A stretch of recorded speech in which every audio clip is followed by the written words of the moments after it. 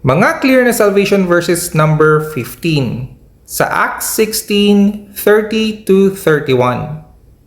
Basahin natin. And he brought them out and said, Sirs, what must I do to be saved?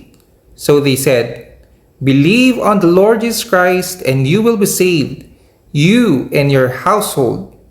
Ito yung time na napunta sa prison si Apostle Paul at si Silas.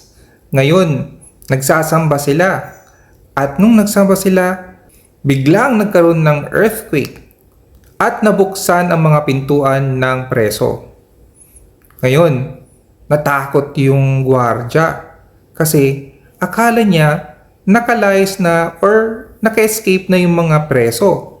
Dahil sa panahon na yon, kung ikaw yung nagbabantay sa prison at may nakawala, ibig sabihin, kapalit ang buhay mo sa buhay nung nakawala. At nung nakita niya na hindi sila umalis, tinanong niya sina Paul at Silas, ang question na to, paano ako masalba?